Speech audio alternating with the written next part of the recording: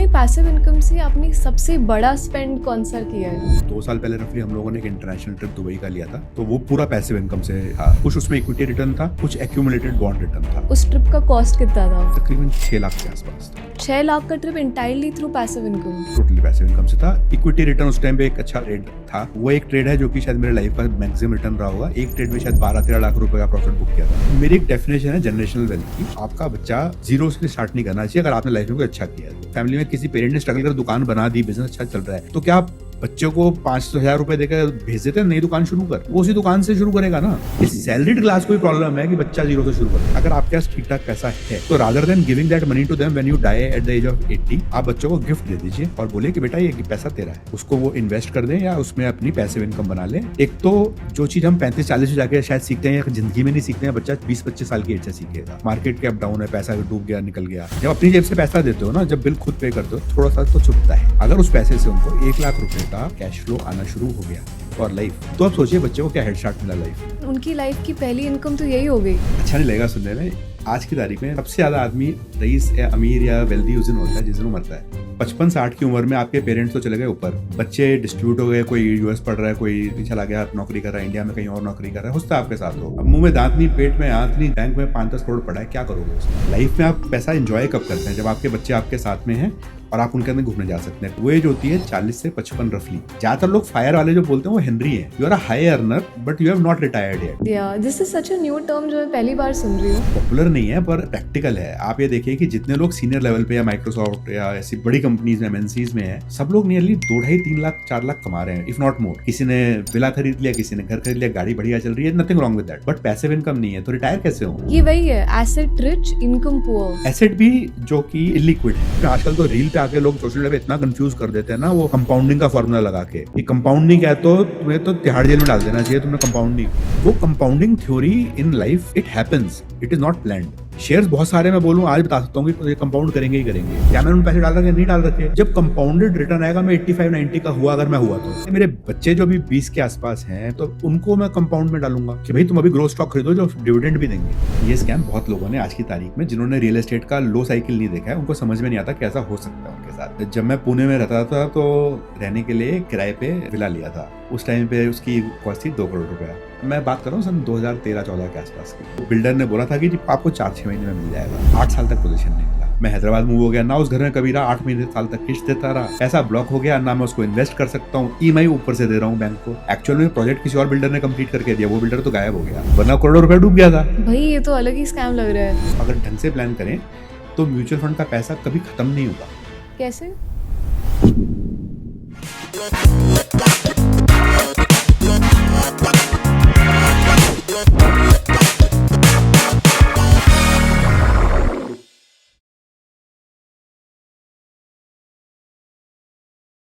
तो ऑडियंस को पहले आप थोड़ा कॉन्टेक्स्ट दीजिए। आप कहाँ से हैं, आपका बैकग्राउंड क्या है, आपकी करियर ट्रेजेक्टरी कैसी रही है? करियर काफ़ी इंटरेस्टिंग रहा है। Most okay. Of my life Delhi में रहा हूँ। दिल्ली में पढ़ते वक्त 2 स्टार्टअप चालू किए थे, एक आईटी में और एक मैन्युफैक्चरिंग में। व्हाट, मैन्युफैक्चरिंग में कॉलेज में होते हुए? हाँ, तो उस टाइम पे कंधे पे पेटियाँ रख के घूमते थे दिल्ली के अंदर, मटेरियल ला के मैन्युफैक्चरिंग किया, मीटर यूनिट्स को सप्लाई करते थे। That was with my father. तो इंटरेस्टिंग पार्ट था, पढ़ भी रहे थे, काम भी कर रहे थे। आईटी में सॉफ्टवेयर बनाए, कमर्शियल पहला सॉफ्टवेयर 5,000 रुपये में 95 में सेल किया था। बैचलर्स करने का I went to Chandigarh masters करने के लिए। अभी आईटी इंडस्ट्री में फॉर्मली काम करते करते इट्स बीन 25 ईयर्स। पिछली 3 जॉब्स में मेरा रोल चीफ टेक्नोलॉजी ऑफिसर का रहा है। I have worked with lot of banks, international bank जैसे मॉर्गन स्टैनले हो गया, बार्कलेज हो गया, हेज फंड्स में काम किया है। तो पूरी ज़िंदगी टेक्नोलॉजी में काम किया है, but with a overlap on functionality which is banking, BFSI. मेरा स्पेशलाइजेशन इन्वेस्टमेंट बैंकिंग में रहा है, वो मेरा पैशन भी है एंड आजकल मेरा फोकस उस पर ज़्यादा होता है। मेरी फैमिली में पढ़ाई का कल्चर बहुत स्ट्रॉन्ग है। पढ़ाई से ज़्यादा I would say it is more like continuous learning. मैंने IIM बैंगलोर से फाइनेंशियल रिस्क मैनेजमेंट किया है, करीब 18 महीने का कोर्स था। तो that is equal to MBA finance second year in some ways. उसके अलावा IIM कोझिकोड से मैंने डेटा एनालिटिक्स पढ़ा है। फिर केलॉग्स यूनिवर्सिटी से प्रोडक्ट मैनेजमेंट सीखा है, जो कि आईटी में बहुत काम आता है। आपका खुद का जर्नी भी बहुत इंटरेस्टिंग है, the pivot from IT to now finance, and वो वैसे ही था throughout, I guess because intersection भी उसमें ही था। I am so glad I have the perfect person in front me जिसके साथ आज हम पैसिव इनकम पे डीप डाइव करेंगे। बट पहले बेसिक से शुरू करते हैं कि पैसिव इनकम एग्जैक्टली है क्या एंड ये अपने एक्टिव इनकम का कितना परसेंटेज होना चाहिए? अगर आप पैसे को कमाने के लिए उसके लिए कुछ भी काम कर रहे हैं जिसके कि अगर आपने वो काम नहीं किया तो पैसा नहीं आएगा। जैसे अभी मैं सुबह आया तो आते वक्त गाड़ी में ही देखा, मैंने अपनी कार में देखा कि एक एक्सिस बैंक मैसेज आया है कि भाई this amount has been credit to your account. वो एक बॉन्ड का रिटर्न था, तो शनिवार को भी आ गया। मैंने उसको कुछ काम नहीं किया, तो वो एक पैसिव इनकम है। पर यहीं पे अगर मैं मंडे मॉर्निंग बैठ के कुछ ट्रेड ले रहा हूँ, मैं मान लीजिए कुछ इन्वेस्टमेंट BTST ट्रेड लिया है कि आज खरीदा है कल बेचा है, या इंट्राडे कर रहा हूँ, अगर मैं उस टर्मिनल पे नहीं बैठा, अगर मैंने वो ट्रेड नहीं लिया तो मेरे को पैसा नहीं आएगा। तो वो मेरी एक्टिव इनकम है। बहुत बार लोग कंफ्यूज जाते हैं कि भाई मैं जैसे एग्जांपल बिटकॉइन में आपने ट्रेड लिया है, आजकल इंडिया में लीगल है एज लॉन्ग एज आप गवर्नमेंट के रूल्स फॉलो कर रहे हैं। पर अगर आप फैमिली के डिनर टेबल पे जाके मोबाइल पे बैठे हैं और ट्रेड देख रहे हैं, और अभी ट्रम्प का एक ट्वीट आया और 5% बिटकॉइन गिर गया और सडनली खाना खराब हो गया, तो वो पैसिव इनकम नहीं है वो। राइट, मतलब अगर रियल टाइम इन्वॉल्वमेंट है आपके टाइम की, आपके एनर्जी की, then it's not passive income, it is active income. जो आपका दूसरा क्वेश्चन था कितना पैसिव कितना एक्टिव, ये थोड़ा टफ क्वेश्चन है, ये आपकी सिचुएशन पे डिपेंड करता है। जैसे आज के टाइम वैल्यू मनी के हिसाब से अगर कोई भी आदमी अपनी रिटायरमेंट का कोई भी अमाउंट डिसाइड करता है, जो मैं अपर मिडिल क्लास की अगर बात करूं तो रफली हर कोई 5 करोड़ से 10 करोड़ की कोशिश करता है आजकल। जब आपके से एक रीजनल पैसा आ जाता है तो आपके ज़्यादा से ज़्यादा पैसा पैसिव इनकम में जा सकता है। मतलब आपको लाइफ में कितना बड़ा पहाड़ बनाना है, ये मेरा एक फेवरेट टर्म है कि जब आप पैसा कमा के इन्वेस्ट कर रहे हैं तो आप अपने पीछे एक पहाड़ बड़ा कर रहे हैं। कोई भी पर्सन जो अच्छा सक्सेसफुल है वो सबसे ज़्यादा वेल्दी या रिच किस दिन होता है? ये सैलरी डे, पे डे की बात तो नहीं हो रही? हाँ, जैसे सैलरी बढ़ती रहेगी, एक पॉइंट पे आप Yeah. रिटायर हो जाओगे, तो कब राइट, होगा? I think towards the end of your life, क्योंकि तब तक आप अक्यूमुलेट कर पाते हो। अच्छा नहीं लगेगा सुनने में, आज की तारीख में सबसे ज़्यादा आदमी रईस या अमीर या वेल्दी उस दिन होता है जिस दिन वो मरता है। अब आपको वेल्थ कितनी छोड़ के जानी है अपने बच्चों के लिए, वो आपकी मर्जी। आपने उनकी पढ़ाई लिखाई पे खर्च दिया, अच्छा कर रहे हैं, तो आपको वेल्थ प्लेटो डाउन कर सकती है। होता क्या है कि मैक्सिमम लोग 55-60 की रिटायरमेंट एज सरकार ने तय करी है जो सैलरीड लोगों के लिए है। लोग उसके बाद ही पैसा बढ़ाना बंद नहीं करते। भाई आप कमाओगे कब?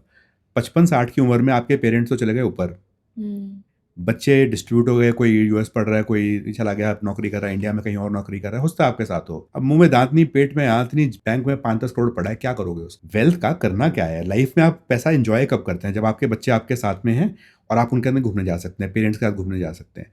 वो एज होती है 40 से 55 रफली।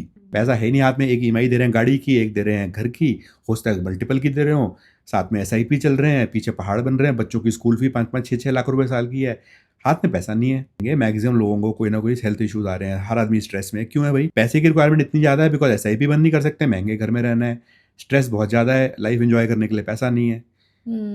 और जब तक वो पैसा बचेगा 50 के बाद, मैक्सिमम लोगों से आप बात करिए, जिन लोगों को reasonable middle class upper middle class की बात करूँ तो 50 के बाद पैसे की रिक्वायरमेंट कम होने लगती है। मैक्सिमम लोग जो रीजनेबली सक्सेसफुल हैं, जिन्होंने बच्चों की फीस का या शादी का हिसाब अलग से कर दिया है, जो कि वन टाइम या एडहॉक एक्सपेंसेस बोलूंगा मैं, जो आपके रनिंग एक्सपेंसेस उनके लिए 1,00,000, 1.5 लाख, 2 लाख रुपया बहुत है। बड़ी गाड़ी बड़ी घर की कोई लिमिट नहीं है, आप कितना भी ले सकते। 2 लाख एक अमाउंट पकड़ लेते हैं फॉर वेरी गुड लाइफ, उसके लिए आपको 3 से 4 करोड़ रुपया बहुत है, आइडियली 2 करोड़ भी बहुत है।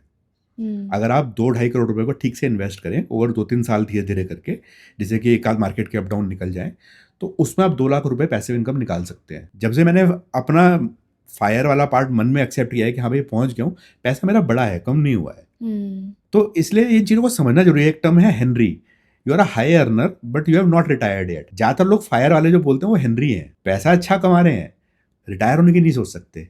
या this is such a new term जो मैं पहली बार सुन रही हूँ। पॉपुलर नहीं है पर प्रैक्टिकल है। आप ये देखिए कि जितने लोग सीनियर लेवल पे या माइक्रोसॉफ्ट या ऐसी बड़ी कंपनीज में, MNCs में है, सब लोग नियरली 2-2.5-3 लाख 4 लाख कमा रहे हैं, if not more. High earner हैं, हो सकता है कुछ करोड़ रुपए कमा भी चुके हो, पर पैसिव इनकम तो बनाई ही नहीं। किसी ने विला खरीद लिया, किसी ने घर खरीद लिया, गाड़ी बढ़िया चल रही है, nothing wrong with that, but passive income नहीं है, तो रिटायर कैसे हो? ये वही है, एसेट रिच इनकम पुअर, वो वाली कैटेगरी। एसेट भी जो कि इलिक्विड है। जैसे अगर रियल एस्टेट में पैसा फंसा है तो इमीडिएटली आप सेल भी नहीं कर सकते, क्योंकि वो market he in general illiquid होता है। मेरे साथ ये एग्जैक्टली हो अच्छा। चुका है। जब मैं पुणे में रहता था तो रहने के लिए एक किराए पे विला लिया था, बैल्कनी 420 स्क्वायर फीट की थी, इतना बड़ा घर था। ओ भाई, उस टाइम पे उसकी कॉस्ट थी 2 करोड़ रुपया। मैं बात कर रहा हूँ सन 2013-14 के आसपास की। ले लिया, वो बिल्डर ने बोला था कि जी POP हो चुका था दीवार पे, फर्श बनना बचा था सिर्फ, कि तो आपको 4-6 महीने में मिल जाएगा। 8 साल तक पोजीशन नहीं मिला। उस टाइम फाइनेंशियल क्राइसिस का रियल एस्टेट का कुछ आया था, पैसा फंस गया, मैं हैदराबाद मूव हो गया ना, उस घर में कभी रहा, 8 महीने साल तक किस्त देता रहा। अगर आप इंटरेस्ट वगैरह जोड़ो तो शायद उसमें कुछ पैसा कमाया नहीं जब बेचा तो। पैसा ब्लॉक हो गया, ना मैं उसको इन्वेस्ट कर सकता हूँ, ईएमआई ऊपर से दे रहा हूँ बैंक को। डर ये भी बैठा है पीछे कि बिल्डर बैंकरप्ट हो गया, एक्चुअल में प्रोजेक्ट किसी और बिल्डर ने कंप्लीट करके दिया, वो बिल्डर तो गायब हो गया, उसके पार्टनर ने कंप्लीट करके दिया, वरना करोड़ों रुपए डूब गया था। भाई ये तो अलग ही स्कैम लग रहा है। ये स्कैम बहुत लोगों ने आज की तारीख में, जिन्होंने रियल एस्टेट का लो साइकिल नहीं देखा है, उनको समझ में नहीं आता कि ऐसा हो सकता है उनके साथ। बाय द वे एक चीज बता रहा हूँ कि पैसा इकट्ठा हो जाता है रियल एस्टेट में, बट जिस इंसान ने 8 साल के अंदर रियल एस्टेट में पैसा से डबल किया, 1 करोड़ का घर खरीदा 2 करोड़ का हो गया, इंक्लूडिंग ईएमआईज एक्सेट्रा सब कुछ मिला के, टेक्निकली हो गया, मैथमेटिकली हो गया, पर आप टाइम वैल्यू ऑफ मनी लगाएं, जैसे एग्जांपल उसमें आप टैक्सेशन की बात कर लें, इन्फ्लेशन की बात कर लें, अपॉर्चुनिटी कॉस्ट की बात करें, आपने पैसा कहीं और इन्वेस्ट नहीं किया, तो लिटरली 8 साल में कुछ कमाया नहीं आपने, सिर्फ पैसा डबल वैल्यू में हो गया, आपने गंवाया नहीं। भैया आप देखिए ना, 8 साल में अगर डबल हुआ तो आपका रिटर्न तो 9-10% मुश्किल से हुआ। इससे ज़्यादा कोई भी स्टैंडर्ड म्यूचुअल फंड आपको दे देता है हर साल। एंड अगर हम पैसिव इनकम की बात करें तो वो कौन से एक्सपेंसेस को कवर कर सकता है एंड कैसे? सारे एक्सपेंसेस तो कर सकता है। घर के अंदर कुछ होते हैं फिक्स एक्सपेंसेस, जैसे कि किचन के एक्सपेंसेस हैं, मेड की सैलरी, ड्राइवर की सैलरी या कुक की सैलरी, टेलीकॉम एक्सपेंसेस, कुछ एक एडहॉक परचेजेस हो गए, बिजली का बिल, पानी का बिल, टिपिकल बिल यही होते हैं। फिर एक्सपेंसेस होते हैं जैसे एजुकेशन के एक्सपेंसेस, जो कि अगेन एक पॉइंट पे आकर रुक जाएंगे। अगर आप उनके लिए काम नहीं कर रहे हैं, अगर आपने उनके लिए कुछ सोर्सेज बना दिए हैं, सोर्सेज जैसे एफडी हो सकता है, म्यूचुअल फंड हो सकता है, there is a formal instrument called SWP, regular पैसा भी निकाल सकते हैं म्यूचुअल फंड से। अगर ढंग से प्लान करें तो म्यूचुअल फंड का पैसा कभी खत्म नहीं होगा। कैसे? इस बात पे हम अग्री कर सकते हैं कि रफली म्यूचुअल फंड लॉन्ग रन के अंदर 14-15% रिटर्न देगा। 12% कंजर्वेटिवली लेट्स चलिए एक्सपेक्ट। 12% मान ठीक लेते है। हैं। अगर आप उसमें से 10% विड्रॉ कर रहे हैं, 2% छोड़ दे रहे हैं, जो बढ़ेगा, तो फंड टेक्निकली कभी खत्म नहीं होगा, बिकॉज 2% आप उसमें ऐड कर रहे हैं। वो री इन्वेस्ट होते जाएगा। तो आपने जितना म्यूचुअल फंड ने रिटर्न दिया, थोड़ा कंज्यूम कर लिया, थोड़ा वापस डाल के बढ़ा दिया उसको, इन्फ्लेशन फाइट करने के लिए कुछ भी। अच्छा, मेरा फॉर्मूला क्या है, अगर मान लीजिए आपको ₹1,00,000 का कैश फ्लो चाहिए, अगर आपने 1 करोड़ रुपए का म्यूचुअल फंड बनाया, उसमें 20% एक्स्ट्रा डाल दीजिए to fight all these falls in the market, या थोड़ा बहुत इन्फ्लेशन फाइट करने के लिए इनिशियल कॉर्पस बढ़ा दीजिए, 1.2 CR डाल दीजिए, उसमें से 1% निकाल लीजिए हर महीने, 1 लाख निकाल लीजिए, 1.2 CR का पोर्टफोलियो है। अगर आप उसको 8-10 साल पे एक्स्ट्रा पोलेट करेंगे तो फंड बढ़ेगा, कम नहीं होगा। 4-5% आप इन्फ्लेशन एडजस्टेड आप जो पैसा निकाल रहे हैं बढ़ा लीजिए, तब भी खत्म नहीं होगा। लेट्स से हमने पैसिव इनकम सोर्सेज को सेट कर लिया है, उनको क्या बार बार हमें रीबैलेंस या फिर छेड़ना पड़ता है कि एक बार सेट है तो बस भूल सकते हैं हम? Yes and no, market conditions change होते हैं। जैसे एग्जांपल आज की तारीख में आप देख रहे हैं दुनिया जहान में इंटरेस्ट रेट थोड़ा नीचे आ रहे हैं। इंडिया में भी आरबीआई ने काफी सारे रेट्स कम करे हैं। यूएस में भी डोनाल्ड ट्रंप काफी फोर्स कर रहे हैं फेड चेयर वो इंटरेस्ट रेट कम करो। या वो तो जेरोम पाउल के पीछे ही पड़ा है। भाई उनका प्रॉब्लम क्या है कि इंटरेस्ट $4-5 ट्रिलियन उनका रिफाइनेंस के लिए पड़ा है। Yeah. इंटरेस्ट रेट हाई पे कैसे रिफाइनेंस कर ले? चले अमेरिका को छोड़ के इंडिया में आते हैं, इंटरेस्ट रेट नीचे की तरफ जा रहे हैं, कितना नीचे जाएंगे मुझे नहीं पता। तो कहीं ना कहीं पे डेट इंस्ट्रूमेंट्स जो होते हैं उनका रिटर्न कम आएगा। जो लोग सीनियर सिटीजन एफडी पे डिपेंडेंट है, उनका महीने का इनकम कम हो जाएगा, उनका खर्चा तो कम नहीं होगा जो इन्फ्लेशन से बढ़ गया पीछे, थोड़ी रिबैलेंसिंग तो करनी पड़ेगी। तो जब मैक्रोस चेंज होते हैं इकोनॉमी में, तो इंस्ट्रूमेंट्स को थोड़ा बहुत शफल करना पड़ता है। जैसे आज मैं बोलता हूँ कि अगर इंटरेस्ट रेट कम होने वाले हैं तो भाई एफडी बॉन्ड जिसको करने होते हैं आज कर लो, थोड़े 4-5 साल के। लोग करते हैं 1 या 2 साल के, बिकॉज में इंटरेस्ट थोड़ा ज़्यादा मिल जाता है, कई बार 5 साल वाले का 0.5% कम मिलता है। इक्विटी में भी आप देखेंगे तो इंटरेस्ट रेट सेंसिटिव स्टॉक्स होते हैं, तो इंटरेस्ट कम होने पे, ज़्यादा होने पे ऊपर नीचे जाते हैं। क्रूड प्राइस वाले स्टॉक होते हैं जो ऊपर नीचे जाते हैं। क्वार्टर में एक बार कर लिया, 6 महीने में एक बार कर लिया, या इवेंट बेस कर लिया। Got it. तो बिल्कुल ही हैंड्स ऑफ नहीं है, may be once a quarter या वंस इन 6 मंथ्स आपको देखना पड़ेगा, बट नॉट कि लाइक डेली मॉनिटरिंग है ना, फोन को ही घूरते जा रहे हो। नहीं, उसकी कोई जरूरत नहीं है। आप 6 महीने में भी एक बार खुद जानते हैं तो खुद कर लीजिए, वरना कोई एडवाइजर, कोई दोस्त हो या कोई फॉर्मल हो जिसको आपने हायर कर रखा है, उसको पैसा आने में कोई हर्जा नहीं है। परसों ही मैं पढ़ रही थी न्यूज़ में कि माइक्रोसॉफ्ट ने सेकेंड राउंड ऑफ ले ऑफ्स किए हैं, 9,000 लोगों की जॉब्स उड़ गई है स्ट्रेट अवे। तो इस जॉब अनसर्टनिटी के कॉन्टेक्स्ट में पैसिव इनकम क्या रोल प्ले करता है किसी के फ्यूचर को सिक्योर करने में? बहुत बड़ा रोल प्ले करता है। पहले तो आप एक चीज़ समझिए कि एग्जैक्टली इस टाइम ले ऑफ में एक पैटर्न है। जब हम कॉलेज से निकलते हैं तो एक हमारा स्किल होता है, कंपनी ज्वाइन करते हैं, सैलरी होती है, कंपनी थोड़ा स्किल ग्रो करने में हेल्प करती है, ट्रेनिंग प्रोग्राम, इंडक्शन। 2-3 साल बाद इंडिपेंडेंट आपको काम एक्सपेक्ट करते हैं, आप काम करिए और उसके पैसे लीजिए। हम लोग सबसे नीचे, सबसे बड़े साइज पे जो पिरामिड का बेस होता है सबसे बड़ा, उस पर ज्वाइन करते हैं। जो लोग अपनी काबिलियत प्रूव कर देते हैं, या तो काम करके या कुछ सीख के, वो पिरामिड के अगले लेवल पे पहुंच जाते हैं, कुछ जल्दी कुछ देर से। ऊपर सीट्स कम होती जाती हैं, टॉप पे एक ही सीट होती है। जब बड़ी कंपनी है जिनमें लाखों लोग काम कर रहे हैं, तो हर साल 5 से 10 हज़ार लोगों को, रिसेशन हो या ना हो, उनको वो वैसे भी निकालते हैं। उनको बोलते हैं कि भाई ये स्लोएस्ट मूवर्स हैं। ये वो थियोरी ऑफ एवोल्यूशन ही लग रही है, सर्वाइवल ऑफ द फिटेस्ट। जब आपने शुरू किया आप सिर्फ इंडिविजुअल हो, फिर आपकी मैरिज हुई, फिर बच्चे हुए। अभी 40s में आपके ऊपर पेरेंट्स हैं, नीचे बच्चे हैं, साथ में स्पाउस है, जिम्मेदारियां बढ़ गई हैं, स्कूल कॉलेज हैं, स्कूल्स में पेरेंट टीचर मीटिंग में जाओगे, पेरेंट बीमार पड़ेंगे, आपकी भी बीमारी है, आपको वर्क टाइम ऑफ चाहिए ही चाहिए होता है। स्ट्रेस बहुत सारे और होते हैं, घर की ईएमआई, पैसा कम है।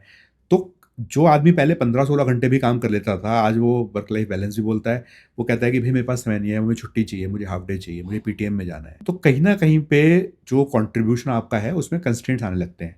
कई बार आप क्रिटिकल टाइम पे अवेलेबल नहीं होगे, तो उस क्रिटिकल टाइम पे जब आप अवेलेबल नहीं हो मीटिंग के अंदर, कोई और अवेलेबल है, उसने अपना वैल्यू प्रपोजिशन दिखा दिया कंपनी को, तो कंपनी देखने लगेगी 2-3 बार हो गया तो यार ये आदमी तो इससे जूनियर है पर फिर भी कर लेता है, अच्छा बोलता है, रिप्लेस कर देते हैं। क्यों पैसा इतना खर्चना है? यहीं पे यही स्ट्रेस ऑब्वियसली लोग कैरी भी कर रहे हैं मिडिल एजेस में, जिसकी वजह से इतना बीमार होकर पड़ते हैं आजकल। पर एक पॉइंट पे आके हम लोग, स्पेशली जो सर्विस इकोनॉमी में है, वो लोग वैल्यू ऐड करना, एक्स्ट्रा वैल्यू ऐड करना या सीखना बंद कर दे रहे हैं। कि अगर आपकी पैसिव इनकम है तो आपकी रिस्क एपेटाइट हाई है। जैसे अगर आपको जॉब छोड़नी है, आपको पता है कि आप इसमें वैल्यू ऐड नहीं कर पा रहे, क्योंकि जो आपको आता है वो ये इतना यूज़ नहीं कर रहे हैं, तो आप जॉब छोड़ के दूसरी ज्वाइन कर सकते हो, या छोड़ दिया कि अभी 6 महीने नहीं करते, ब्रेक ले लेते हैं। लोग अफोर्ड ही नहीं कर सकते मेंटली, बिकॉज पैसिव इनकम नहीं है, तनख्वाह नहीं आएगी, रिजर्व को यूज़ करना पड़ेगा। वहीं पे आपके अगर मिनिमम खर्चे उठाने के लिए पैसिव इनकम है, मान लीजिए आपकी सैलरी 2 लाख है पर आपका खर्चा 50-60 हज़ार का है, तो अगर आपकी 50-60 हज़ार की पैसिव इनकम है, आपको पता है कि भाई मेरे इन्वेस्टमेंट्स नहीं होंगी बट मेरा खर्चा तो चल रहा है, आप रिस्क ले सकते हो, राइट। डरने की जरूरत नहीं है। एक और एलिमेंट होता है, जब आपके पास पैसिव इनकम होती है और आपकी एक्टिव इनकम आ रही है, तो खर्चा तो आपका पैसिव इनकम से काफ़ी सारा निकल गया, तो आपकी एक्टिव इनकम बच ज़्यादा जाती है, जो आपका कैश इन हैंड है, या नेट आफ्टर एक्सपेंसेस वो बढ़ गया। तो एक फॉर्मूला है, अगर आपने किताब पढ़ी हो रिच डैड पुअर डैड की, और रॉबर्ट हाँ, कियोसाकी। रॉबर्ट कियोसाकी, तो उन्होंने एक चीज़ क्या बोली कि income minus investments is expenses. या पहले इन्वेस्ट करो फिर खर्चे हम लोग करो। Usually investment, income minus expense करके बच गया कुछ तो इन्वेस्ट कर लेंगे। वो हाँ एग्जैक्टली। कल अगर मान लीजिए मार्केट मंडे को 20% गिर जाए, चाहे तो लोग दुखी होंगे, परेशान होंगे, और उनके पास पूछे इस क्रैश में पैसे हैं डालने के लिए, पैसे तो नहीं है। मार्केट जिस दिन अपॉर्चुनिटी देती है उस दिन पैसा नहीं होता। राइट, काफी आयरॉनिक बट ट्रू। 4 जून को इलेक्शन रिजल्ट आया था, उस दिन पावर फाइनेंस कॉर्पोरेशन जैसे स्टॉक 25% डाउन थे। एक दिन में 20% का सर्किट है, 5% सर्किट रिवाइज हो गया, 25% डाउन थे। रिलायंस इंडस्ट्री भी आई थिंक 16-17% डाउन था। HDFC बैंक 10% से ऊपर आया, डाउन था, क्रैश था मार्केट में। इंडेक्स 8.5% डाउन था, लग रहा था 10% का सर्किट मारेगा। लोगों के हाथ में पैसा नहीं था, कन्विक्शन नहीं था, वो अपॉर्चुनिटी दोबारा नहीं आई। उस टाइम पे आपके पास फायर पावर होता है ताकि आप मार्केट में फिर एंट्री मार एक सकते तो होता है गन पाउडर फायर पावर, जो आप उसमें झोंकोगे आग में। दूसरा है कि अगर वो पैसा बैठ गया, मतलब in the sense साल भर तक बढ़ा नहीं, फंस गया, तब क्या करोगे? सैलरी है, पैसिव इनकम है, इन्वेस्टमेंट्स हैं, सब ये बेसिकली आपके जो पाई बनाते हैं पोर्टफोलियो का, उसमें अलग अलग पोर्शंस होते हैं। जैसे आपका ग्रोथ का एक अलग पाई का हिस्सा होता है जिसमें आप इक्विटी मान सकते हैं, मैं उसमें प्री IPO भी रखता हूँ। तो इक्विटी है, म्यूचुअल फंड्स हैं ग्रोथ वाले, specially small cap mid cap के हैं। बैलेंस फंड थोड़े से डिफेंसिव हो जाएंगे, तो वो आप पैसिव की तरफ भी भेज सकते हो, पैसिव इनकम की तरफ। तो आपका एक ग्रोथ पाई हो गया, एक हो गया स्टेबलाइजेशन का पाई, जिसमें आप गोल्ड सिल्वर को रख सकते हो। गोल्ड सिल्वर आज की तारीख में इन्वेस्टमेंट में भी है, आज नियरली 1 लाख का है। 54,000 मैंने बोला 75,000 जाएगा, कोई नहीं माना। फिर 75,000 मैंने बोला कि ये 1 लाख जाएगा, तब भी कोई नहीं माना। उसके बाद बीच में लास्ट ईयर गवर्नमेंट ने ड्यूटी कट करी थी 7-8% कुछ, तब गोल्ड गिर गया था, तब किसी ने नहीं खरीदा। अगर वो ड्यूटी कटनी होती तो आज गोल्ड 1.10 का था रफली। अभी मैं 1.5 लाख लगता है मुझे जाएगा 1-1.5 साल में। अभी लोग कहते हैं पागल है, 1.5 लाख कौन खरीदेगा 1.5 लाख। ऐसे ही एक है आपका रिस्क वाला पोर्शन आता है, इसमें स्मॉल कैप्स हो सकते हैं, स्मॉल कैप फंड्स भी होते हैं, स्टॉक्स भी होते हैं। फिर कहीं पे रियल एस्टेट भी एक पाई में डाल सकते हैं आप, जो कि स्लोली मूव करता है, बट अगर आप 20-25 साल रखेंगे तो कंपाउंड कर जाएगा। Actually this leads me to my next question कि ऑडियंस के अंडरस्टैंडिंग के लिए आपका पोर्टफोलियो का साइज कितना है एंड उसका परसेंटेज वाइज ब्रेकअप कितना है? सो मैंने आपको पैसिव इनकम बताया था कि काफ़ी सारी पैसिव इनकम बॉन्ड से, FD से आती है। सो बॉन्ड अप्रॉक्सीमेटली मेरे पोर्टफोलियो में भी 20% हिस्सा है। This will keep on going up. मेरी एज 50 क्रॉस कर रही है, जैसे मैंने पहले बताया था, तो मेरी रिस्क एपेटाइट मैं रिड्यूस कर रहा हूँ, जानबूझ के कर रहा हूँ। ये नहीं कि मुझे इक्विटी में प्रॉब्लम है, बट मुझे पहाड़ उतना बड़ा चाहिए नहीं। बॉन्ड में NBFC बॉन्ड लेता हूँ टिपिकली, जिनका rate pre tax around 11% average रहता है। FDs बहुत लोग आजकल पसंद नहीं करते हैं, पर मैं करता हूँ। FDs तकरीबन होंगी मेरे पास में 15 से 20% FDs भी होंगी, ठीक है। बट FDs को मैं लिवरेज के लिए यूज करता हूँ OD के थ्रू। तीसरा पार्ट है गोल्ड। गोल्ड अगेन अराउंड 10-15% तो होगा। गोल्ड सिल्वर, गोल्ड चेंज होता रहता है। आज मेरी एक्सपेक्टेशन है गोल्ड बढ़ने की, मुझे अभी भी लगता है गोल्ड 1.5 लाख जाएगा। 1 साल में जाएगा, 6 महीने में जाएगा, 2 साल में जाएगा, उतना मुझे नहीं पता। तकरीबन ये हो गया 40-45% हिस्सा। 35 हो गए। कुछ पैसा अभी भी पीएफ में है, वाइफ ने अभी तक विड्रॉ नहीं किया है। 50-55 के आसपास पहुंच जाएगा इतने में, थोड़ा मिसलिनियस मान लीजिए। बाकी वेरियस फॉर्म्स ऑफ इक्विटी में है। इक्विटी के वेरियस फॉर्म इसलिए बोल रहा हूँ, मैक्सिमम लोग म्यूचुअल फंड से शुरू करते हैं, मैंने इक्विटी से शुरू किया था। ओके। तो तकरीबन 15 साल इक्विटी में रहने के बाद में अब मुझे लगता है कि शायद म्यूचुअल फंड वालों के पास में मुझसे ज़्यादा न्यूज़ अपडेटेड रहती है। कई बार मुझे पता नहीं चलता है, जैसे कल आपने देखा हो तो कुछ एक स्टॉक्स जब जेन स्ट्रीट को बैन किया तो जेन धम से स्ट्रीट गिर वाला। गए। अब नुवामा कंपनी में कोई प्रॉब्लम ऐसा तो है नहीं, बट इंडिविजुअल गिर गया, बीएससी गिर गया, तो ये सब चीज़ें मुझे तो पता नहीं लगेंगी, म्यूचुअल फंड वालों को शायद मुझसे पहले पता लग जाएंगी। तो अब मैं म्यूचुअल फंड्स और इंडेक्स बेस्ड ईटीएफ्स की तरफ जा रहा हूँ। डायरेक्ट इक्विटी में ज़्यादा रहता है, कुछ ट्रेडिंग में, कुछ लॉन्ग टर्म इन्वेस्टमेंट में। मैंने डीमैट अकाउंट सेपरेट कर रखे हैं कि ये डीमैट अकाउंट लॉन्ग टर्म के लिए, वरना बहुत कन्फ्यूजन आता है। जब आपको पैसे में प्रॉफिट दिखता है ना, तो लगता है बेच दो। तो मैंने लॉन्ग टर्म के लिए एक डीमैट अकाउंट अलग किया हुआ है, और मेरे अकाउंट और वाइफ के अकाउंट्स अलग अलग रहते हैं। हर portfolio is more towards passive income, तो घर वही चलाती हैं, तो इक्विटी में भी डिविडेंड वाले टेंडेंसीज की वो रख लें। तो दोनों की थीम अलग अलग रहती है। मेरी एग्रेसिव ग्रोथ की ज़्यादा रहती है, जैसे प्री आईपीओज में अपने पास रखता हूँ। प्री आईपीओ जैसे भी आपने एचडीबी फाइनेंशियल देखा होगा, लाइव गया था, करेक्ट। तो मेरे उसके प्री आईपीओ शेयर्स थे जो कि रफली 550-600 के दाम पे थे। मेरे पास अभी भी एनएससी के शेयर्स प्री आईपीओ में रखे हुए हैं, तो उसकी खरीद रफली शायद 1200-1300 रुपये, अभी ग्रे मार्केट में 2300-2400 चल रहा है दाम। टाटा टेक्नोलॉजीज था मेरे पास में, इक्सिगो था मेरे पास में, और भी काफ़ी सारे हैं। तो रिस्क वाले पोर्टफोलियो काफ़ी सारे प्री आईपीओ मेरे पास रहते हैं। कुछ एक और small cap mid cap type हैं, वो मेरे पास रहते हैं। जैसे मैं माइक्रो फाइनेंस में काम किया है, वो डूबी पड़ी इंडस्ट्री है, उसमें पैसा मैंने लगाया था अपना, डूब गया काफ़ी सारा, वो ठीक है। तो जो बचा हुआ 45% या 50% आप मान लीजिए, वो various forms of equity with various risk levels, अलग अलग रिस्क लेवल्स, जैसे लो रिस्क या हाई रिस्क या बिल्कुल स्पेक्यूलेटिव भी कह सकते हैं। इसी 50 में मेरी ट्रेडिंग कैपिटल भी है, जो कि लिमिटेड है। एंड लाइक आई सेड, उसका डीमैट अकाउंट अलग है, जिससे कि मैं पैसे का ट्रैक कर पाऊँ। ट्रेडिंग में क्या होता है कि अगर आप ध्यान ना रखें तो आप कैपिटल टिपिकली लिमिट करके खेलना चाहिए। जैसे मेरा एक मानना है कि जो आपकी ट्रेडिंग कैपिटल जिस आप खेल रहे हैं, एक ट्रेड में 1% से ऊपर का नुकसान आइडियली नहीं होना चाहिए, 2% हो जाएगा। काफ़ी लोग 20-30%, 40%, 50% तक लूज कर जाते हैं, ट्रेडिंग कैपिटल वाइप आउट हो जाती है। वो तरीका ही गलत है। तो ट्रेडिंग कैपिटल मिला जुला के बाकी सब पोर्टफोलियो सब कुछ मिला के रफली 50% जाएगा। बॉन्ड से और एफडी, मैक्सिमम लोग एफडी आजकल अवॉइड करते हैं, क्योंकि इतने लोगों ने इंटरनेट पे बोल दिया कि एफडी में आप पैसा लूज करते हैं। येस, आप लूज करते हैं, अग्रीड कि it is not an aggressive instrument. FD को आप स्मार्टली यूज करें तो एफडी पे आप ओडी ले सकते हैं। मैंने आपको 4 जून का एग्जाम्पल लिया था। 4 जून को मेरे कोई बैंक में खुला पैसा थोड़ी पड़ा रहता है, ओडी से पैसा विड्रॉ मारा और झोंक दिया मार्केट में, एक दिन में 20% कमाया था। Oh my God, crazy. पैसा कहाँ से लाओगे उस टाइम पे? लिक्विड कैश रखोगे तो उस पर आप 2.5-3% ब्याज ले रहे हो, इसका कोई फायदा नहीं है। एफडी तोड़ोगे तो उस पर पेनल्टी लगेगी।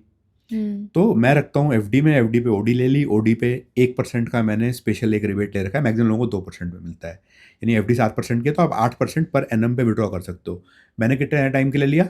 1 दिन के लिए पैसा। 8% पर एनम का 1% मैंने दे दिया बैंक को, 1 दिन का पैसा ब्याज ले लो, उस पर 20% कमा लिया। जीत तो फिर भी आप ही रहे हो। एफडी के ऊपर मेरी इनकम रेगुलर आ रही है। एफडी बॉन्ड में दिक्कत सिर्फ इतनी है कि वो मैक्सिमम टैक्स रेट पे है, 33% टैक्स देना होता है।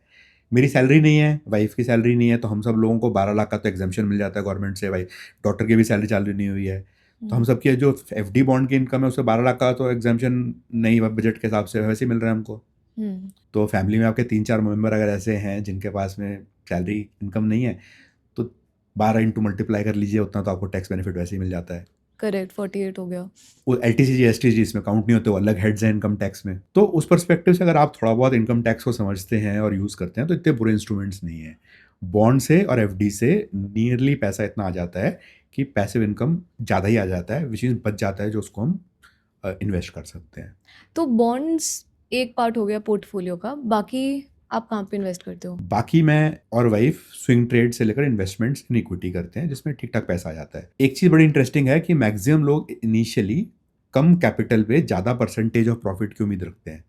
जैसे 2 लाख का ट्रेड लेंगे, उसमें 20-25 हज़ार कमाने की कोशिश करते हैं। ऐसा कोई शेयर बता दो जो कि 10% बढ़ जाए एक महीने में। एज यू ग्रो वाइजर, और जैसे पैसा थोड़ा आप कैपिटल बढ़ा सकते हो, तो आप 4-5% में खुश हो जाते हो कि अगर एक महीने में 4% की ट्रेड मिल गई, बहुत बड़ी बात है। आप उसको अगर हर महीने कर रहे हो तो 48% कोई किसी को मिलता नहीं है। तो कैपिटल थोड़ी बढ़ा दी, ट्रेडिंग इन्वेस्टमेंट करते हैं, उसमें लॉस भी हो जाता है कई बार, और इवेंचुअली अगर प्रॉफिट हो रहा है तो ठीक ठाक पैसा उससे आ जाता है। वो डे ट्रेडिंग नहीं है, डे ट्रेडिंग में कभी कभार टाइम होता है तो कर लेता हूँ। मेरी एक स्पेशलिटी क्या है कि मैं 3 महीने 6 महीने आगे देखता हूँ। तो व्हाट अबाउट रियल एस्टेट, वो पुणे वाला house you had mentioned? Real estate में मेरा एक्सपोजर अच्छा खासा था। कुछ एनसीआर में एक प्लॉट था, एक पुणे का घर था, एक फ्लैट था इंदिरापुरम में, 2 थे रादर, वो सब के सब निकाल दिए over time. Okay. 2 service apartment खरीदे थे ताज एक्सप्रेस वे पे। ताज एक्सप्रेस बन रहा था उस टाइम पे, मायावती चीफ मिनिस्टर थी। Taj expressway was the hottest property at that time. वहाँ पे 2 सर्विस अपार्टमेंट खरीदे थे। बिल्डर 6-8 साल से जेल में है, मैंने उसको राइट ऑफ कर दिया है, मैं फॉलो भी नहीं करता। That okay. Was my last investment probably real estate की। खरीदने के लिए घर शायद अपग्रेड कभी कर लूँ, पर रियल एस्टेट में लोगों ने बहुत पैसा कमाया है। गलत भी नहीं बोलूँगा मैं, पर ना मुझे उसमें रेंटल यील्ड है वो समझ में आता है, ना मुझे एप्रिसिएशन समझ में आता है लॉन्ग टर्म के हिसाब से। तो मैं रियल एस्टेट से थोड़ा दूर रहता हूँ। मैंने निकाल दिया, रखा था, थॉट मेरा अच्छा था, पर मैंने रियल एस्टेट में पैसा कमाया नहीं। एंड इस पोर्टफोलियो से आप कितना पैसिव इनकम जनरेट कर पाते हो? मेरा probably expense, and I believe in good life, तो 1.5 से 2 लाख का एक्सपेंस होगा महीने का। बच्चों के एजुकेशन और मैं इसमें नहीं गिनता, उनके लिए मैंने अलग से डिपॉजिट्स कर रखे हैं। ठीक है। मैक्सिमम ये सारा का सारा पैसिव कैश फ्लो से निकल जाता है, कुछ बच ही जाता है। मोस्टली एफडी, बॉन्ड्स और कुछ डिविडेंड यील्ड स्टॉक्स हैं। ओके। बाकी प्री आईपीओ से भी डिविडेंड आता है, जैसे एनएससी के स्टॉक से अच्छा खासा डिविडेंड आता है। लास्ट ईयर 20,000 रुपये का डिविडेंड से एनएससी के स्टॉक से आया था, जैसे एग्जांपल। तो ऐसे कुछ बीज बो रखे हैं अलग अलग तरह से, तो कुछ ना कुछ फसल कटती रहती है वहाँ से। अगर आपने बॉन्ड्स का एक डाइवर्सिफाइड पोर्टफोलियो बना रखा है तो लिटरली आपके पास हर 2 दिन 3 दिन में एक क्रेडिट का मैसेज आ जाता है। ओके। एफडी का तो महीने के एंड पे आता है, जैसे फिक्स्ड है। हम्म। तो मैं एफडी में भी मैं महीने का महीना पैसा लेता हूँ। मुझे एनुअल नहीं चाहिए, मैं महीने का महीना लेता हूँ, उससे डिस्क्रिप्शन मेरा आ जाता है। होता क्या है ना, आप एनुअल लेते हैं आपके हाथ में पैसा नहीं होता, अपॉर्चुनिटी आई, पैसा नहीं है।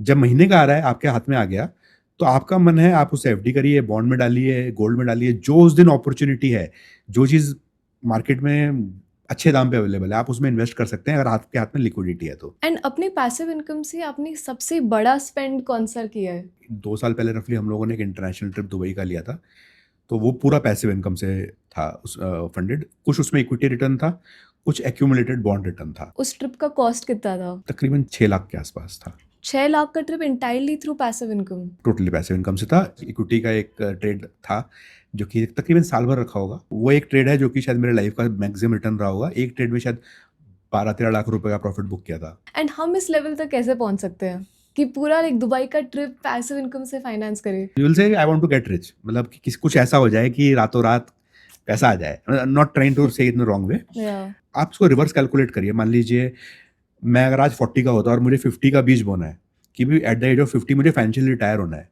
तो मैं कहता हूँ रिवर्स कैलकुलेट करो। आपको आज चाहिए मान लीजिए 2 लाख रुपया महीना, उसको आप इन्वेस्टमेंट इन्फ्लेशन से सबसे एडजस्ट करके बोलिए कि वो तब कितना हो जाएगा, मान लीजिए 3 लाख हो जाएगा। तो आपको तब 3 लाख चाहिए, उसको रिवर्स कैलकुलेट करिए कि अब आपको क्या क्या बीज बोने हैं जो उस टाइम पे जाके आपको 3 लाख देंगे।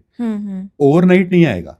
इक्विटी जैसे आप अगर डिविडेंड यील्ड पोर्टफोलियो बनाना चाहते हैं तो डिविडेंड यील्ड में हर कंपनी का एक पे आउट रेशो होता है, जैसे 20%, 30%, 50%। आपका जो अर्निंग होगा, अर्निंग पर शेयर के हिसाब से, उसका कुछ परसेंट वो शेयर होल्डर्स को एज अ रिटर्न दे देते हैं, राइट। तो डिविडेंड यील्ड का ये कॉन्सेप्ट है कि आपको पे आउट रेशो के हिसाब से पैसा मिल जाएगा। मैक्सिमम कंपनी आप उठाओ तो अपील नहीं करेंगे डिविडेंड यील्ड के लिए, अरे तो 1-1.5% डिविडेंड यील्ड देता है। मैक्सिमम लोग छोड़ देते हैं। भाई वो ईपीएस इस रेट पे ग्रो कर रहा है, पे आउट रेशो तो सेम रहेगा। 4 साल 5 साल बाद तो वो आपकी इन्वेस्टमेंट वैल्यू में 5-6% दे रहा होगा, प्लस ग्रो कर रहा है, राइट। तो अगर आपको डिविडेंड यील्ड में बिलीव करना है तो आपको बीज आज बोएंगे तो 5 साल बाद फल मिलेगा उसका। अभी पीएफसी, आरईसी टाइप के जो शेयर हैं ग्रो ज़्यादा शायद ना कर रहे हो, बट वो पैंडेमिक टाइम पे जो उनका रिटर्न था तब शायद 10-11% था, आज 2.5-3% रह गया। ईपीएस ग्रो कर गया है। जिन लोगों ने तब खरीदा था, मैंने खरीदा तो मैंने बेच दिया, मेरी मूर्खता है, बेच दिया, वरना मेरा आज उस पर डिविडेंड यील्ड 20% होता। मैंने बेच दिया, मैंने कहा दोबारा खरीद लूंगा, मौका नहीं लगा, शेयर 4 गुना हो गया और डिविडेंड यील्ड रह गया 3%। एंड आज के डेट पे आपके इंश्योरेंस का कवर कितना है? इंश्योरेंस वाले तो कॉन्सेप्ट लोग समझते नहीं है। इंश्योरेंस अर्निंग मेंबर की होनी चाहिए। मेरा कवर रफली 6 करोड़ के आसपास का है। 6 करोड़ लाइफ इंश्योरेंस का, 4% नॉर्मल का, एक्सीडेंटल हो तो 2 करोड़ एडिशनल। एंड अपनी एक्टिव इनकम का कितना परसेंटेज आप इंश्योरेंस कवर पे स्पेंड करते हो? मेरी तकरीबन एक तनख्वाह से थोड़ा कम इंश्योरेंस में जा रही है। अगर मैं हेल्थ केयर और डाल दूँ, उसका हेल्थ इंश्योरेंस डाल दूँ, तो नियरली एक तनख्वाह सिर्फ इंश्योरेंस में जाती है, इतनी ले रखी है। पर क्या मुझे ज़िंदगी भर चाहिए? हेल्थ इंश्योरेंस चाहिए, वो मैं रखूँगा। लाइफ इंश्योरेंस तब तक चाहिए जब तक जो प्राइमरी अर्निंग मेंबर है उसकी सैलरी पे आपकी डिपेंडेंसी है, एक्टिव इनकम पे डिपेंडेंसी है। जिस दिन एक्टिव इनकम की डिपेंडेंसी खत्म होगी उस दिन आपको इंश्योरेंस नहीं चाहिए। इंश्योरेंस एक्सपेंस है, रिस्क मैनेजमेंट है, वो इन्वेस्टमेंट नहीं है। हम्म पैसिव इनकम से मैं उसको पे करता हूँ।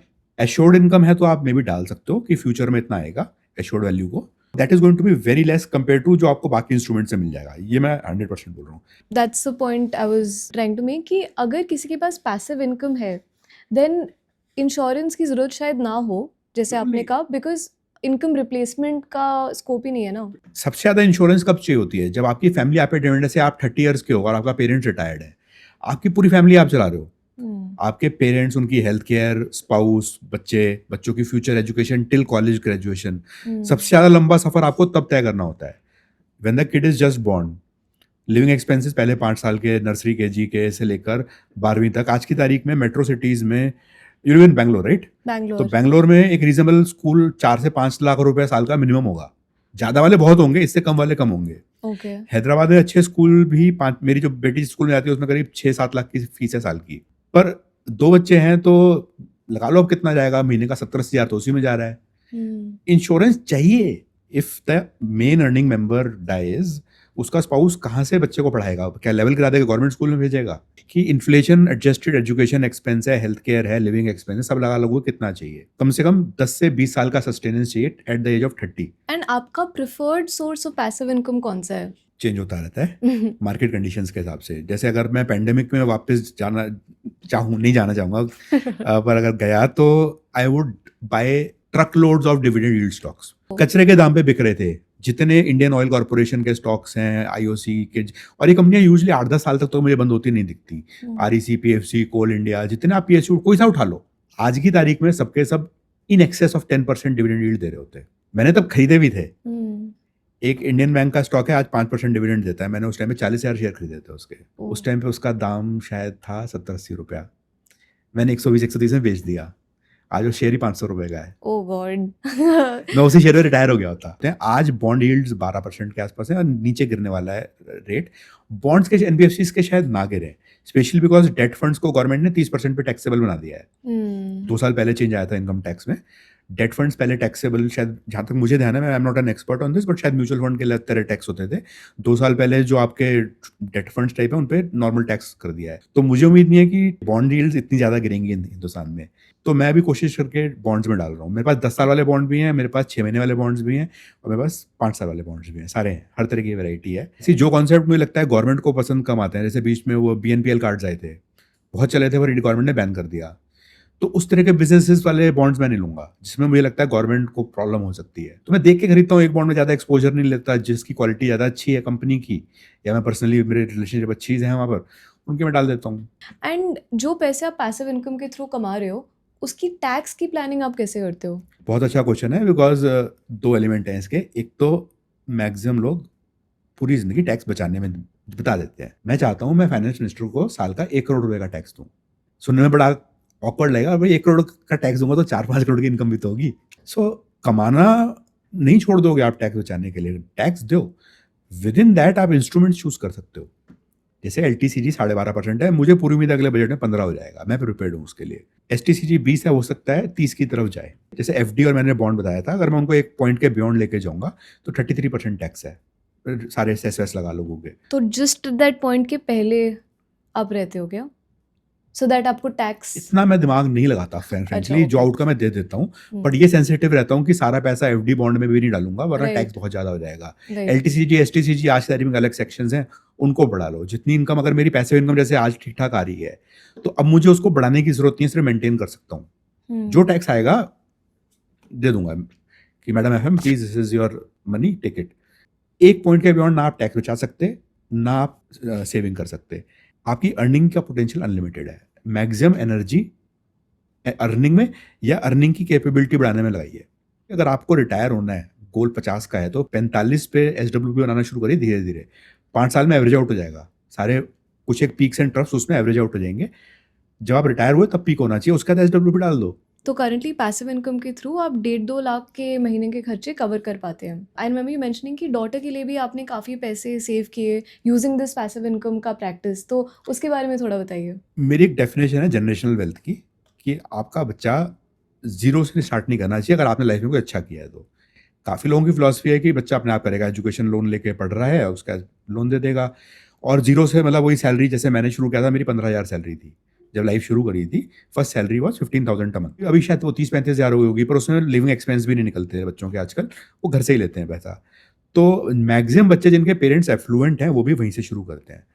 मेरा थॉट क्या है कि अगर आपके पास ठीक ठाक पैसा है, आप कमा चुके हो, तो rather than giving that money to them when you die at the age of 80, उनको एक हेड स्टार्ट दे दो। आप बच्चों को गिफ्ट दे दीजिए और बोलिए कि बेटा ये पैसा तेरा है, उसको वो इन्वेस्ट कर दें या उसमें अपनी पैसिव इनकम बना लें at the age of whatever, as long as legal as है, पैन नंबर है, इनकम टैक्स का रूल फॉलो कर रहे हैं। अगर टैक्सेबल इनकम बनी है, रिटर्न फाइल कर रहे हैं, अपने सीए को कंसल्ट कर लीजिए कि लीगल है तरीका। बच्चे को पैसा दीजिए, उससे वापस मत लीजिए। इनकम टैक्स डिपार्टमेंट में प्रॉब्लम तब होगी जब वो देखेंगे आपने इसको टैक्स सेविंग की तरह यूज किया, कि आपने बच्चे के नाम से इन्वेस्ट करके पैसा ले लिया। वो नहीं करना, बच्चे को गिफ्ट कर दीजिए, गिफ्ट के ऊपर कोई टैक्स नहीं होता। एक तो जो चीज़ हम 35-40 में जाके शायद सीखते हैं या जिंदगी में नहीं सीखते हैं, बच्चा 20-25 साल की एज से सीखेगा। मार्केट के अप डाउन है, पैसा डूब गया, निकल गया, फिर क्रेडिट कार्ड स्वाइप के बिल पापा का नहीं आएगा, मेरा आएगा। जब अपनी जेब से पैसा देते हो ना, जब बिल खुद पे करते हो, थोड़ा सा तो चुभता है। अगर एक बच्चे के पास में 1 करोड़ रुपए की वेल्थ उसको इनहेरिट करके मिल गई, इनहेरिटेंस या गिफ्ट की तरह मिल गई, नाना नानी से, दादा दादी से, पापा मम्मी से, जैसे भी मिल गई, वो वापस नहीं लेंगे, उनकी है। अगर उस पैसे से उनको 1 लाख रुपए का कैश फ्लो आना शुरू हो गया फॉर लाइफ, जो मेरा फॉर्मूला है, हो सकता है वो गलत हो फॉर्मूला, पर वो पैसा कभी कम नहीं पड़ेगा, जीरो नहीं जाएगा और हर साल 5% इन्फ्लेशन पे बढ़ जाएगा, 1.2 CR से 1 लाख। तो अब सोचिए बच्चे को क्या हेड स्टार्ट मिला लाइफ में। या आई मीन उनकी लाइफ की पहली इनकम तो यही हो गई। और फिर एनी केस अगर आप नहीं भी करोगे तो आप वो एक्सपेंस बच्चे पे आप अपने पास खुद करोगे। ऐसे तो नहीं वो पैसा बच गया, राइट। वो पैसा आपने अपने पास इन्वेस्टमेंट में रख लिया, आपने एफडी में या इक्विटी में रखा है, बच्चे का खर्चा तो फिर भी रहेगा। क्रेडिट कार्ड का बिल आपके नाम पे आएगा, आपने एड ऑन कार्ड बनवा रखा है या उनके नाम पे कार्ड है, उससे क्या। एक फर्क और क्या होता है, बच्चा अगर 18-20 साल की उम्र से क्रेडिट कार्ड यूज करना फॉर एग्जाम्पल शुरू कर दे, तो जब तक वो कुछ बिजनेस करने लायक होगी एज 25-26, तब तक क्रेडिट हिस्ट्री बन जाएगी। राइट। कितने लोग सोचते हैं इस बारे में, क्रेडिट हिस्ट्री बनने 5-6 साल तो लगते हैं। काश मुझे 1 करोड़ रुपए कोई दे देता एज जनरेशनल वेल्थ, भाई यही तो चाहिए लाइफ में। पेरेंट्स का डिस्क्रिप्शन है, पर बच्चों को स्ट्रगल क्यों करवाना है अगर आपने वो स्ट्रगल कर ली है। जैसे बिजनेस फैमिली में, अगर बिजनेस फैमिली में किसी पेरेंट ने स्ट्रगल कर दुकान बना दी, बिजनेस अच्छा चल रहा है, तो क्या आप बच्चों को 500,000 रुपए देकर भेज देते हैं नई दुकान शुरू कर, वो उसी दुकान से शुरू करेगा ना। वो बच्चा 24 साल की उम्र में जब पढ़ के आया तब से दुकान पे बैठेगा और अपना अच्छी जिंदगी जिएगा। इस सैलरीड क्लास को भी प्रॉब्लम है कि बच्चा जीरो से शुरू करे। अब बात करते हैं about someone who is just starting out, मतलब उनके पास कोई जनरेशनल वेल्थ नहीं है बट सपना है कि खुद का पैसिव इनकम सोर्स चालू करे। सो अगर कोई 21-22 ईयर्स की एज है तो वो क्या स्टेप्स ले सकते हैं to build passive income sources future के लिए? आपके सामने एग्जाम्पल बैठा है, 24 साल पे मैंने काम शुरू किया था और 24 की उम्र में शादी हो गई थी, क्योंकि वाइफ को मैं कॉलेज से जानता हूँ। Zero generational wealth. कई बार महीने के एंड पे क्रेडिट कार्ड के बिल पे करने के लिए 2-3 अकाउंट से पैसे जोड़ने पड़ते थे। फादर रिटायर्ड थे, तो ऐसा नहीं कि डबल इनकम आ रही है, वाइफ और मैं दोनों ही करते थे। रियल एस्टेट भी पहली इन्वेस्टमेंट में लोग 1 अपार्टमेंट खरीदते, मैंने 2 खरीदे थे। खतरों के खिलाड़ी। तो सारी गलतियां करी हैं लाइफ में, सारी चीज़ें हार्डवेयर सीखी हैं, पर पॉइंट ये है कहने का कि उस टाइम पे ही लगता था कि भाई ये दोनों लोगों की तनख्वाह के हिसाब से तो हमारे एस्पिरेशंस नहीं पूरे होने वाले। तो मेरा एक फेवरेट जो एग्जांपल है वो मैं रिपीट कर रहा हूँ कि आप छोटे एक्सपेंस सोच लीजिए कोई भी। जैसे इंटरनेट का एक बिल आता है, मैक्सिमम लोगों का इंटरनेट 128 Mbps टाइप या 64 Mbps ऐसे चलता है। यूट्यूब मैक्सिमम लोग आप देख लीजिए प्रीमियम यूज नहीं करते, उसका कॉस्ट कितना है, 150-200 रुपये महीना नहीं खर्चा करते। ये 3-4 एक्सपेंस ला के आप 1000 रुपये बना लीजिए कि 1000 रुपये में मैं घर में 2-3 चीज़ों को जो मैं बहुत यूज़ करता हूँ उनको इंप्रूव कर सकता हूँ। जैसे नेटफ्लिक्स की क्वालिटी इंप्रूव कर ली, यूट्यूब प्रीमियम लेयर्स में ऐड नहीं आएंगे और इंटरनेट फास्ट कर लिया प्रोडक्टिविटी बढ़ाने के लिए। तो ये 3 चीज़ों का 1000 रुपये एक्सपेंस मान लीजिए महीने का। तो 1000 रुपये महीने का अगर आपको तनख्वाह से नहीं खर्चना है तो आपको कितना इन्वेस्टमेंट चाहिए? तकरीबन 1,20,000 रुपया। बहुत मुश्किल नहीं है इकट्ठा करना आज की तारीख में। SWP डाल दीजिए हर महीने 1000 रुपये का, 1,20,000 पे खत्म ही नहीं होगा कभी। ये काफी बढ़िया हैक है to at least start somewhere. Problem को तोड़ दीजिए ना छोटा छोटे टुकड़ों में। मैक्सिमम लोगों की प्रॉब्लम क्या आती है, वो करोड़ की वेट करते रहते हैं और वो करोड़ दब जाता है घर की ईएमआई और गाड़ी की ईएमआई में।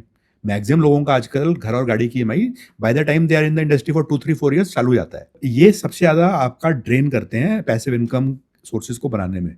जितना भी बनता है वो खर्चे तनख्वाह से नहीं आएंगे।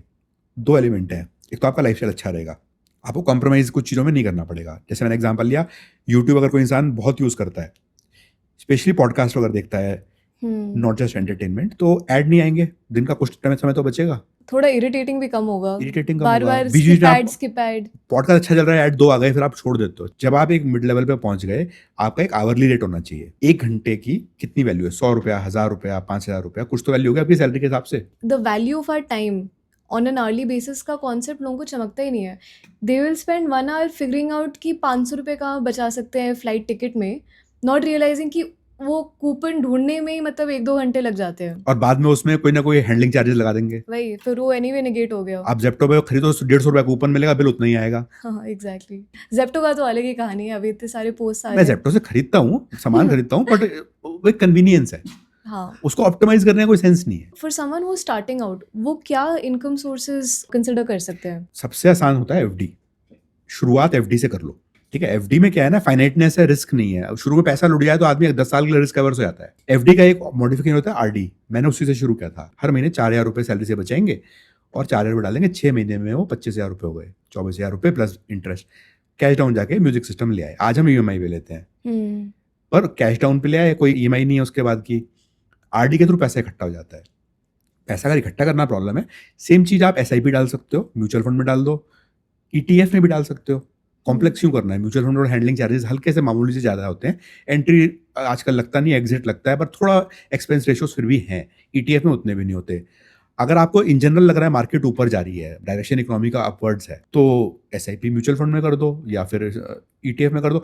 20-30 साल सोचना बंद कर दो। तो आप कह रहे हो कि FD is a good starting point. FD is a good starting point. उसके अलावा और कौन से? आज की तारीख में बॉन्ड अफोर्डेबल हो गए हैं। आज से 2 साल पहले बॉन्ड में मिनिमम अमाउंट 10 लाख था, फिर गवर्नमेंट ने 1 लाख किया। आजकल मैक्सिमम बॉन्ड आप 10,000 में भी डाल सकते हो। आप एक बॉन्ड डाल दो 10,000 का, 100 रुपये या 80 रुपये महीने का कुछ तो आएगा। आपने साइकिल बनानी है, जैसे मान लीजिए वो बॉन्ड 2 साल का होता है, आप हर महीने 10,000 का बॉन्ड डालते हो 2 साल में साइकिल बन जाएगी। विच मीन्स जो आपका प्रिंसिपल था, मूल था, वो वापस आ गया।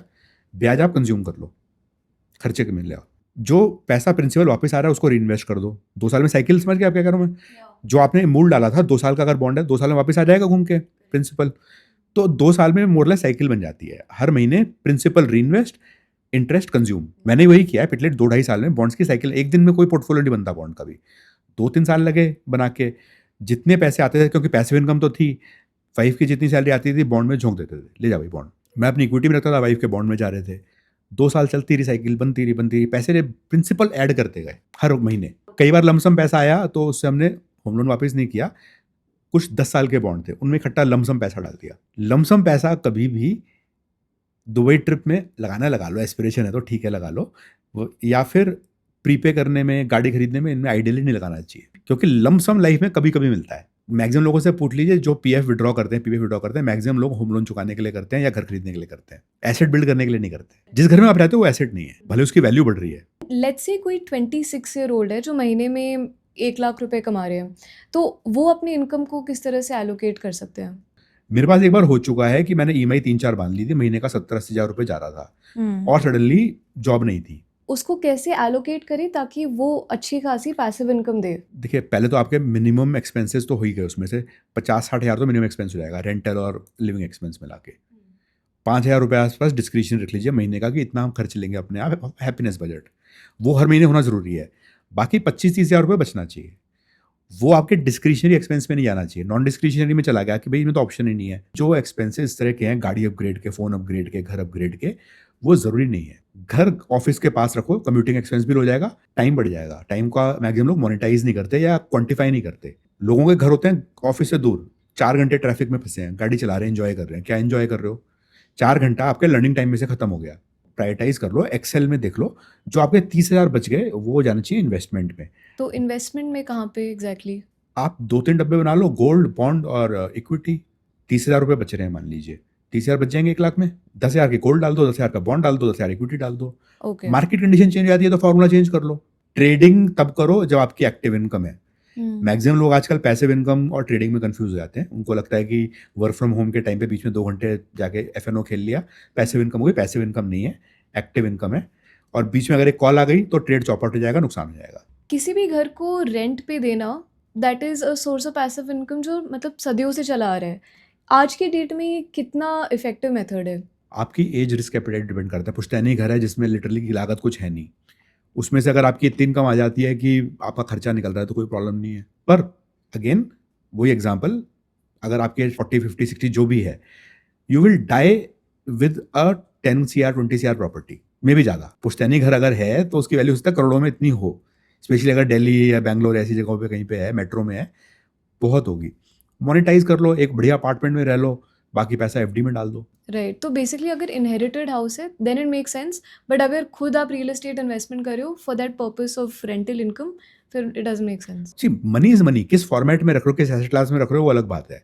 अगर घर की वैल्यू 20-30 करोड़ हो गई है, पुश्तैनी घर की बात कर रहा हूँ मैं, जो प्लॉट है कोई, या 10 करोड़ भी हो गई, 5 करोड़ भी हो गई है, उस पे आप एफडी में पोस्ट टैक्स 5% निकाल सकते हो साल का। 5 करोड़ में 2.5 लाख महीने का तो वैसे ही आ जाएगा। आपका रेंटल आएगा क्या 2.5 लाख, प्लस पैसा हाथ में, कब्जे का कोई डर नहीं है।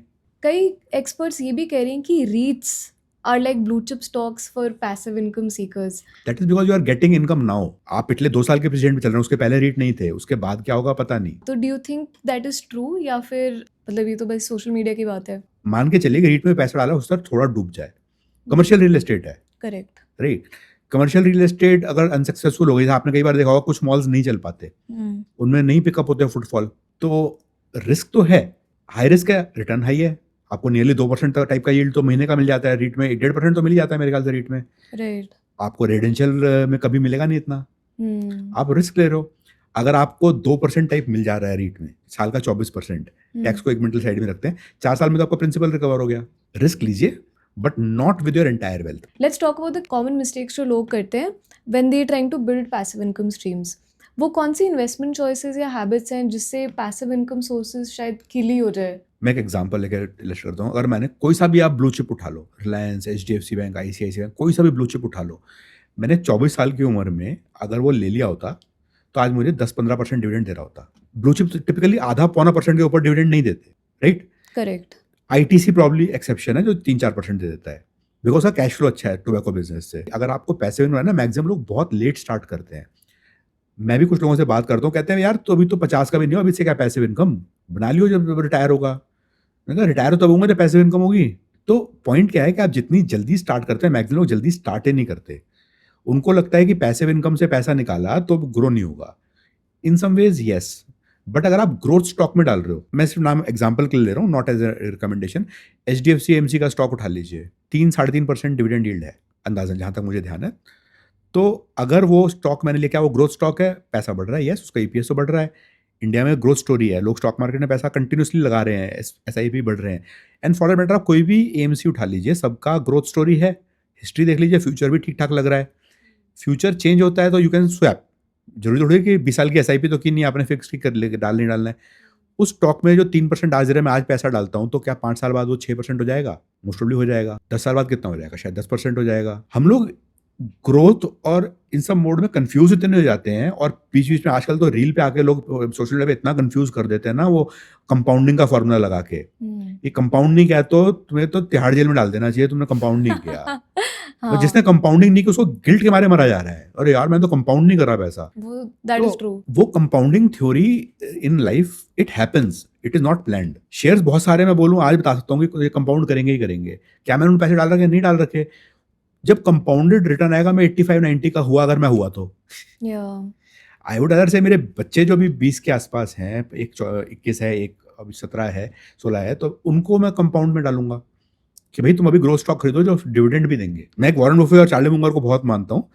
उनकी एक थ्योरी है कि जो स्टॉक डिविडेंड देता है उसमें पैसे नहीं डालते। मेरे को भी थोड़ा डिविडेंड चाहिए, जीरो डिविडेंड वाला स्टॉक नहीं चाहिए। और कौन से टिपिकल एरर्स होते हैं? एरर्स में एक SWP कॉन्टेक्स्ट में बताता हूँ, जिसका मैंने एग्जांपल लिया था। While it is a fantastic instrument, कई बार क्या होता है कि हम स्टार्ट करते हैं at the stock market peak. उस टाइम पे आपने जो भी इंस्ट्रूमेंट लिया, म्यूचुअल फंड हो या इक्विटी हो या डिविडेंड यील्ड हो, कुछ भी हो, द वैल्यूज, NAVs एटसेट्रा या stock price are very high. तो कई बार क्या होता है, आपने वेल्थ काफी लमसम में इन्वेस्ट कर दी एंड मार्केट एकदम से गिर गई।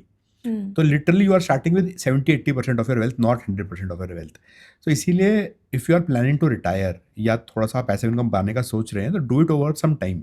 लमसम डालना is not that great idea if that is the last one that you will put. अगर आप रिटायर हो रहे हैं for example, that's the last big instalment. जैसे PF निकाला है तो सारा पैसा एक बार में इक्विटी में मत डालो, थोड़ा स्पेस आउट करके डालो। That's a mistake many people do. Bonds में डाल दो, जैसे example safety AAA bond government के हैं, वो डाल दो, उनमें थोड़े अलग अलग मैच्योरिटी ले लो, साल भर की, 15 महीने की, ऐसे 2-3 महीने में आते जाएंगे, वो डालते जाओ उसके बाद इक्विटी में धीरे धीरे स्पेस आउट करके। But always have your discretion कि अगर मार्केट एकदम से टैंक कर गई, गिर गई 20-30%, एनएवी का रफली महीने 2 महीने एक बार चेक कर लो, अगर वो काफी गिर गया है तो एक लमसम डाल दो, भले ही वो जब रिकवर हो जाए उतना पैसा वापस निकाल लो। I mean if you don't want कि उसमें एक्सेस पैसा जाए, तो अगर ऑलरेडी आपका पैसा बढ़ते बढ़ते 5-10 लाख हो गया है और वो गिर के एकदम सडनली 10 लाख से 8 लाख आ गया, 20% गिर गया, आप लमसम 5 लाख रुपए डाल दो उसमें इफ यू हैव, और जब वो 12-13 हो जाएगा 5 लाख वापस निकाल लो। But then you bought the unit at a very low level, तो उससे आपका SWP बहुत सुपर चार्ज हो जाता है, लो लेवल पे खरीद लिया तो। 2-3 दिन पहले किसी ने पूछा कि तुमने क्या खरीदा, मैंने बोला मैंने याला बैंक खरीदा, उन्होंने भी खरीद लिया। अभी मार्केट गिरी तो 2% डाउन है। यार you bought for long term, right, to create wealth. Market में if you can't stand 2% down on a day, then you don't belong here. Wow, yeah that's a very good point. Passive income को build करते समय वो कौन से risk है जो हमें ध्यान में रखने चाहिए? एक बड़ा रिस्क है टैक्सेशन लेवल्स चेंज। जैसे अभी टैक्स रेट सारे LTC GST चेंज हुए थे, डेट फंड्स का क्लासिफिकेशन चेंज हुआ था। So you might have created कि भाई फ्यूचर में मुझे इससे इतना पैसा आएगा, बट उसमें से टैक्स बढ़ गया अगर, तो सडनली 10-20% गायब हो जाएगा बिकॉज टैक्स रेट चेंज हो गए। और रियलिटी है, देश में इतना पैसा नहीं है अभी कि गवर्नमेंट का एक्सेस हो। इंटरेस्ट रेट रिस्क बहुत ज़्यादा होता है, specially for people who rely a lot on FD। ये सीनियर सिटीजन के लिए बहुत ज़्यादा है। FD का रेट गिरा, इनकम गिर गई, कुछ नहीं कर सकते आप। ऐसे अगर स्लैब चेंज हो गया कि आपकी इनकम मान लीजिए 12 लाख तक एग्जेम्प्ट है, अगर वो गिरा के 10 लाख कर दी तो सडनली आपका टैक्स बढ़ जाएगा। इक्विटी में आपने पैसा डाल रखा है, अगर मान लीजिए उस कंपनी का एक बैड साइकिल आ गया, तो जब कमाएगी नहीं तो डिविडेंड कैसे देगी? तो जैसे बीच में आपने देखा होगा तो ऑयल पहले बढ़ा था, फिर गवर्नमेंट ने उस पर विंडफॉल टैक्स लगा दिया। अब विंडफॉल टैक्स लग गया, फिर इलेक्शन आ गया, विंडफॉल टैक्स कम नहीं हुआ। तो 2 साल का पीरियड ऐसा आ रहा है जब ऑयल कंपनीज की, भले वो प्रोड्यूसर्स हों या डिस्ट्रीब्यूटर रिफाइनर्स हों, जैसे ONGC अगर प्रोड्यूसर्स हैं ENP, और उसके नीचे रिफाइनर्स है, डिस्ट्रीब्यूटर है IOC, BPCL, HPCL, दोनों का अलग अलग स्टाइल है काम करने का। अब क्रूड महंगा था तब भी पिट गए, क्रूड सस्ता हुआ तब भी पिट गए, तो डिविडेंड कैसे देंगे? IOC use to give 8-10% dividend, अभी वो 2-2.5% दे रही है। तो मार्केट की जो कॉमोडिटी साइकिल्स हैं उस पर डिपेंड करता है। पास्ट में टाटा स्टील और भी अच्छा डिविडेंड देते थे, स्टील पिटा पड़ा है, स्टील के दाम है ही नहीं मार्केट में, चाइना उसको डंप कर रहा है, तो कॉमोडिटी साइकिल का प्रॉब्लम आ गया। डुलुलु नहीं बनना है कि पैसिव इनकम बस अब सॉर्ट हो गई, अब चिल मार सकते हैं लाइफ में। You have to be aware of macro economic realities ना। New age passive income sources काफ़ी चल रहे हैं, जैसे किसी ने कोर्स बना दिया उसे बेच रहे हैं लोग, या AI से टूल बना रहे हैं एंड फिर उनको मोनेटाइज करे, यूट्यूब चैनल की वीडियोस को मोनेटाइज करे हैं। तो ये new age sources of passive income कितने सस्टेनेबल है? आप इन पे लाइफ डिपेंड नहीं कर सकते, थिंग्स माइट चेंज। जैसे कि जो आज किसी भी प्लेटफॉर्म पे वीडियो मतलब रील्स बना रहा हो या शॉर्ट्स बना रहा हो या प्रॉपर वीडियोस बना रहा हो, पॉडकास्ट बना रहा हो, बहुत बढ़िया चल रहे हैं, सब कुछ ठीक है। एक आध पॉडकास्ट का आपने देखा था बीच में खराब टाइम आया था तो सडनली चैनल ही खत्म हो गया था literally.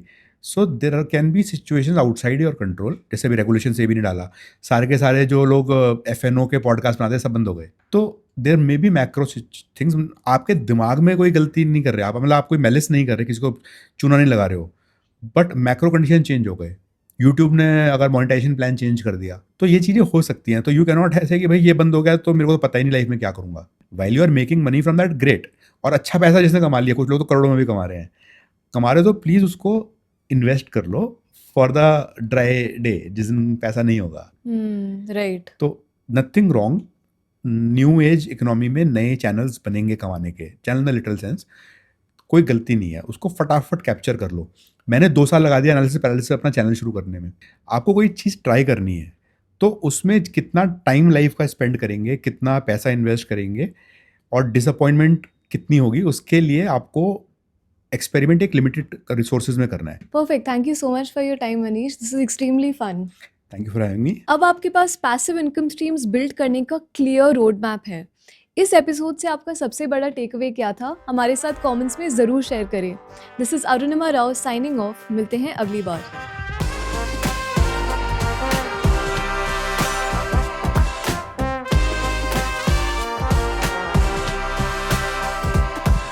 Investment in securities market are subject to market risks. Read all the related documents carefully before investing. Please read the risk disclosure documents carefully before investing in equity shares, derivatives, mutual fund, and or other instruments traded on the stock exchanges.